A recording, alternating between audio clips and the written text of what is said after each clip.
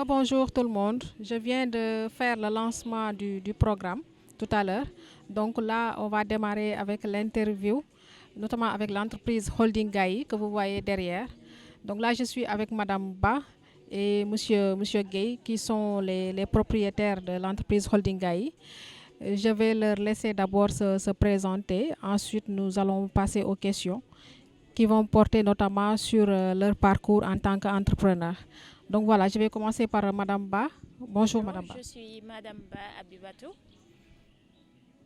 Je suis une collaboratrice de Holding Gaï. Nous sommes une start-up composée d'équipes de jeunes. Nous sommes basés à Sacré-Cœur de sur les deux voies, en face au champ, même alignement que le siège de Khalifa Sall. Nous évoluons dans plusieurs domaines tels que l'immobilier, la vente de matériel informatique, les mobiliers de bureau, les formations, aussi des séminaires en infographie, des cours du jour, cours du soir en auto-école. Donc je laisse Monsieur Gay se présenter. Oui, bonjour, Madame Hawa. En fait, on est ravis d'être là parmi vous, parmi aussi le réseau Jeff, Jeunes Entrepreneurs Fiables. Donc, comme l'a bien précisé notre collaboratrice Madame Bahabi, moi, mon nom c'est Pape Mbaye Gaye. Je suis le manager de Gaï Immobilier, en même temps directeur commercial de Holding Gaï. Holding Gaï, c'est une entreprise jeune, lancée en 2019 par deux jeunes frères, et moi et Mouché Gaye, un frère.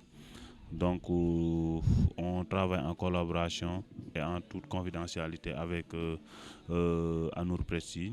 Donc, c'est une équipe jeune, vraiment. On évolue sur ces tas de secteurs. Donc, nous, on a pu se lancer pour promouvoir l'entrepreneuriat des jeunes. C'est-à-dire, c'est là notre propre objectif et aussi le marché du travail pour donner beaucoup de sens aux jeunes qui ne l'ont pas ailleurs. Là, je vais démarrer tout de suite avec la première question. Je vais commencer encore par Madame Ba.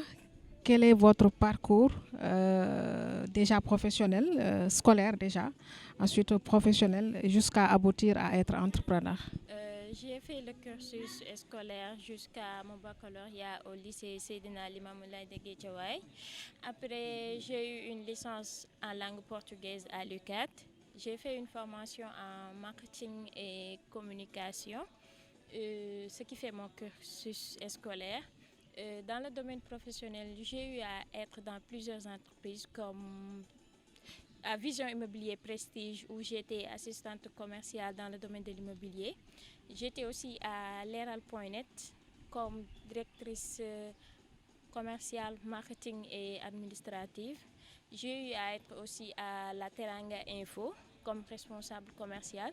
C'est par la suite que l'idée m'est venue. Comme j'étais tout le temps dans les domaines de l'immobilier et de la communication, je me suis dit pourquoi pas me lancer dans l'immobilier et la communication parce que j'en ai fait une expérience de 5 à 6 ans. Et mon rêve aussi, c'était d'avoir quelque chose que je gère directement à travers des lectures et l'expérience que j'ai eue sur le terrain, comme dans le domaine de ma formation aussi. Je me suis dit que je vais lancer un autre prestige que je gère moi-même en collaboration avec M. Gaye de Holding Gaye. Donc je vais laisser M. Gay nous donner son parcours scolaire, professionnel et ce qui l'a amené à être entrepreneur. Moi, j'ai eu à faire un bac au lycée Camp Marchand de Rufisque. Après cela, j'étais à l'université pour un an, mais je n'ai pas pu terminer. Alors j'ai fait une formation professionnelle à ISM Dakar. J'ai fait là-bas une double diplomation côté BIM, Bachelor International Management, et aussi un diplôme supérieur de gestion. J'ai aussi une licence en entrepreneuriat avec l'État du Sénégal, le PSJ. J'ai eu à faire un master aussi en gestion de projet. Et là, je suis en train toujours de continuer avec un master en marketing digital. Et l'idée qui m'est venue, j'ai eu à travailler avec Sénéc India par le biais de Global Properties. J'étais là-bas conseiller commercial. Après cela, j'ai travaillé avec Weasel, transfert d'argent, c'est dans le mobile money, l'argent électronique. J'étais le responsable de l'équipe et je coordonnais tout ce qui était commercial ici dans la région de Dakar. Donc, j'étais l'administrateur et le superviseur en même temps. Aussi, j'ai eu à travailler avec Kofia en partenariat et aussi j'ai travaillé aussi avec Orange comme VTO au ministère de la Santé comme relais. Et tout récemment, j'étais le directeur commercial de Sop Navi Immobilier. Par la suite, j'ai eu l'idée de lancer Holding Guy avec mon frère, lui aussi qui était dans le domaine de l'informatique, qui a fait un master en ressources humaines à Subdeco. Donc, on a eu l'idée de lancer notre structure pour booster côté l'entrepreneuriat des jeunes. En fait, en grosso modo, c'est ça les pas que j'ai eu à poser. Je vais vous demander qu'est-ce qui vous a poussé à entreprendre, parce que j'ai bien compris que vous avez commencé par travailler dans plusieurs entreprises, dans l'immobilier et d'autres domaines, mais qu'est-ce qui vous a poussé à arrêter de travailler en tant que salarié et de commencer à entreprendre? Dans la vie, il faut voir grand ou bien avoir une vision, une grande vision. Donc c'est ça. Donc moi, j'ai eu à travailler avec des entreprises et jusqu'à présent, je connais à travailler avec en partenariat. Mais comme on le dit souvent, si tu ne réalises pas votre rêve, tu vas réaliser le rêve d'autrui. Donc du coup, on a eu cette idée. Et là, nous savons qu'on est des jeunes et on peut apporter quelque chose et non pas juste de suivre. Notre philosophie, c'est pas suivre, mais c'est d'entreprendre. Mais aussi, exactement. Et on a vu des choses qui ne nous plaisaient pas. Donc, pour enlever ça, il faut mettre quelque chose. C'est ça qui nous a poussé à entreprendre. Mais aussi, d'aider les jeunes, de les recadrer sur certains aspects, puisqu'on a eu de l'expérience par rapport à ça. Oui. Merci beaucoup, monsieur Gay. Donc, Madame Ba, qu'est-ce qui vous a poussé à arrêter d'être salarié? On sait qu'être salarié, il y a la sécurité, il y a tout ce qu'il faut. Mais qu'est-ce qui vous a poussé à arrêter tout ça et à vous dire, je vais commencer? Étant toute petite, j'ai toujours aimé le goût du challenge et j'ai toujours osé.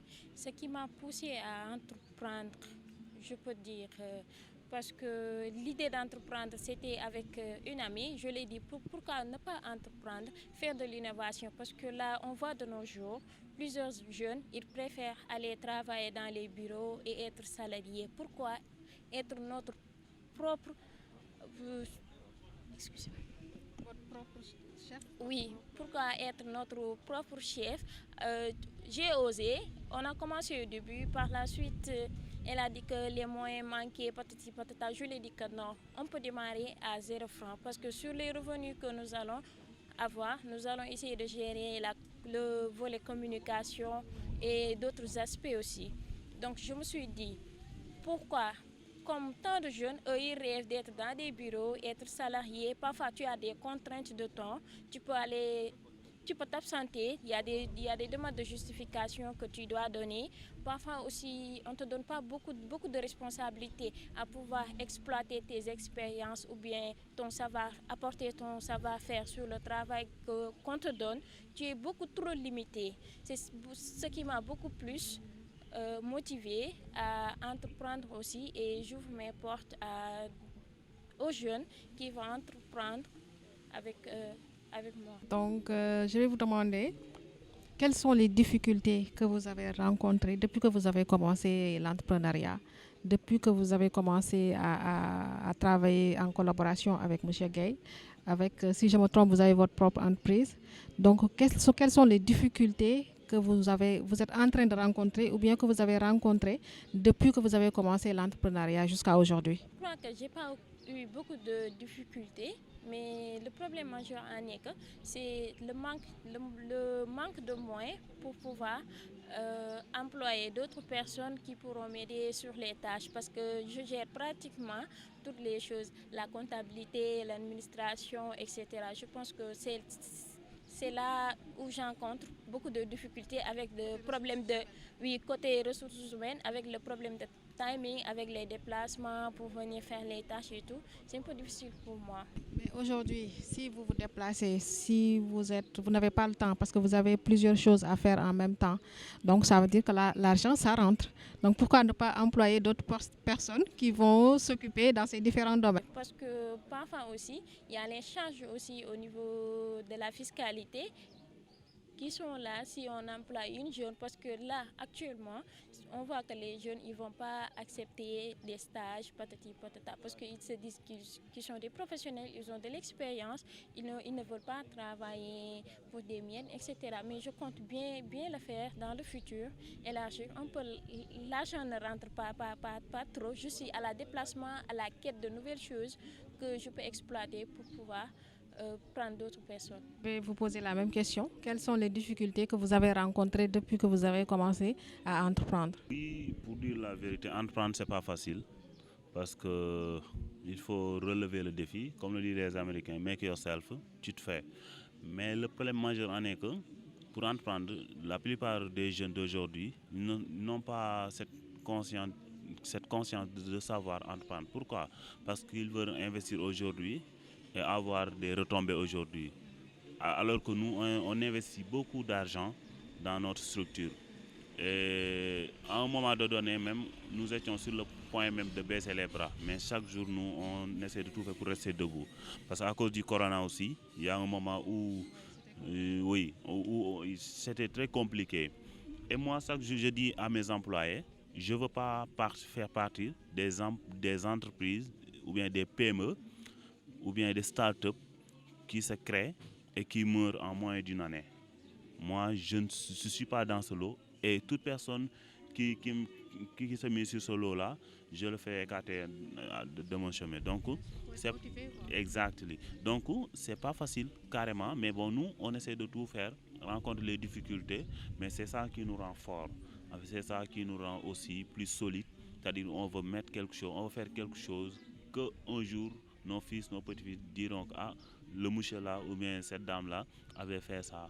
Non pas pour nous, mais pour la génération future à venir aussi. Merci beaucoup, M. Gay. Donc, je vais demander à Mme Ba quels sont les avantages et quelle est la période, ou bien soit c'est un événement du côté professionnel, hein, soit c'est un événement ou bien c'est quelque chose par rapport à un client, quelque chose qui vous a le plus plu durant votre parcours, depuis que vous avez commencé jusqu'à présent. Soit un marché que vous avez gagné, soit un partenariat. Qu'est-ce qui vous a le plus plu depuis que vous avez commencé? Le plus qui m'a plu, c'est j'ai eu à effectuer avec M. Gay un terrassement de A à Z d'un champ plus de 5 hectares au niveau de Yen qu'on a fait avec notre propre moyen et qu'on est en train de commercialiser actuellement. Je peux dire que ça, c'est une réalisation que j'ai eu à faire depuis que j'ai entrepris. Ça vous a le plus plu? Oui, ça m'a beaucoup plu. Monsieur Gay, la même question. Qu'est-ce qui vous a le plus plu durant votre parcours depuis que vous avez commencé? Soit un marché que vous avez gagné, soit une relation de partenariat. Donc voilà, qu'est-ce qui vous a le plus plu? Oui, je pense qu'à notre niveau, moi, dès le début, ce n'était pas facile. Mais ce qui m'a plus marqué durant cette tâche effectuée, c'est-à-dire le fait de lancer une structure et d'avoir des jeunes motivés à votre côté, des jeunes vraiment qui sont prêts à se donner à fond. Dès lors que je vois notre équipe composée que de jeunes et nos partenaires la plupart du temps, en fait, ce sont des choses qui me touchent à fond. Et là, les projets qu'on est en train de dérouler par nos propres moyens, c'est-à-dire la plupart du temps, on pense que tout jeune qui entreprend, normalement doit avoir la banque en premier financement ou bien un partenaire. Mais là, nous, on se donne à fond pour les projets, pour les mêmes mettre par nos propres moyens. C'est ça vraiment qui me tient à cœur, le fait qu'on se fait nous-mêmes. Donc c'est ça, oui, vraiment. Maintenant, ce que je vais vous demander, c'est qu'est-ce que vous pensez déjà du salon séminaire? Parce que nous sommes aujourd'hui sur la première édition du salon séminaire du Jeff. Vous êtes exposant, vous avez participé, vous avez rencontré des entreprises, vous avez rencontré aussi les visiteurs, des particuliers. Quelle est votre impression par rapport à ce premier salon séminaire du Jeff? Je pense que tout début est difficile et aussi l'expérience aussi. Je pense que sur toute chose, ça va venir. On ne peut pas faire une chose pour la première fois et avoir du succès à 100%. Mais nous, à notre point de vue, et les rencontres qu'on a effectuées ici, c'est satisfaisant parce que là, on a eu à rencontrer des partenaires, des invités et aussi des visiteurs. Au moins, on a eu cette occasion sur ces 24 heures-là, du moins sur ces 48 heures, à présenter nos structures, à aller rencontrer d'autres opportunités. Jusque notre cible est un peu vaste, mais avec ce réseau, je pense que pour cette première édition, je pense que toute chose, la deuxième va venir, Inch'Allah, et ce serait l'idéal en quelque sorte, et que c'est très normal. Vraiment, on encourage aussi l'équipe de Jeff. Comme je viens de le dire tantôt, l'expérience fait la différence, mais au fur et à mesure, ça va venir et on a vu vraiment des choses extraordinaires et importantes pour un partenariat futur. Merci beaucoup, Monsieur Gueye. La dernière question que je vais vous poser, c'est qu'est-ce que vous donnez comme conseil aux jeunes qui veulent entreprendre, aux jeunes qui viennent de débuter ou bien qui veulent se lancer dans l'entrepreneuriat? En fait, les conseils que je vais donner, c'est-à-dire l'entrepreneuriat n'est pas facile, mais il faut être intelligent, mais aussi ouvert d'esprit, mais aussi il faut oser et oser prendre des risques. Parce que dès lors que tu investis des millions, alors qu'en retour, tu peux même aller jusqu'à 10 ans, du moins 3 ans, 5 ans, sans avoir de retour, etc. Donc là, ce sont des risques. Mais il faut prendre des risques, mais il faut calculer les risques. C'est-à-dire, les risques, il faut les calculer. Et moi, personnellement, je conseille aux jeunes comme moi d'essayer d'entreprendre, de ne pas attendre et de ne pas dire que ouais, l'entrepreneur, plutôt disez ce que tu dois faire pour l'État et pas ce que l'État doit faire pour vous. Dès lors qu'on est sur ce lancer-là, on peut faire de grandes choses. Et de ne pas sous-estimer les tâches ou bien les travaux qu'on vous suggère, etc. Parce que c'est ça le hic de notre génération. Tu dis que j'ai ces diplômes, mais je ne travaille pas ça. Moi, l'objectif que je pose souvent aux entretiens avec les gens ou bien les demandeurs de travail, les jeunes diplômés, je les dis, qu'est-ce que tu sais faire? C'est ça l'objectif, mais pas les diplômes. Nous tous, on a des diplômes, mais qu'est-ce que ces diplômes nous rapportent? Étudier, ce n'est pas pour un jour devenir, c'est-à-dire devenir quelqu'un forcément sur les études, mais ça vous permet d'avoir un esprit sain, ouvert pour essayer d'entendre, de poser des actes. Exactement. Donc, c'est ça que je dis aux jeunes et de ne pas juste attendre, de ne pas dire que je vais pas faire ça ou ça. Moi, j'ai fait pas mal de choses qu'aujourd'hui qui m'a poussé à être là et je pense que jusque-là, je n'ai encore rien fait. Donc, je vais essayer de booster et de faire le maximum pour les jeunes, mais aussi pour mon pays. Donc, c'est ça l'objectif principal pour moi. Donc, votre dernier mot, Madame Ba, par rapport à l'entrepreneuriat, qu'est-ce que vous conseillez aux jeunes? Là, je conseille aux jeunes d'avoir le goût du risque, être des challengers et faut se relever aussi quand on tombe d'une chute. Il ne faut pas qu'ils baissent les bras, qu'ils disent que je vais entreprendre ou bien calculer si je vais tomber, je vais réussir ou pas. Il faudra que les jeunes ils osent et puis voir loin, se relever après une chute. Faut pas se laisser sur le bas.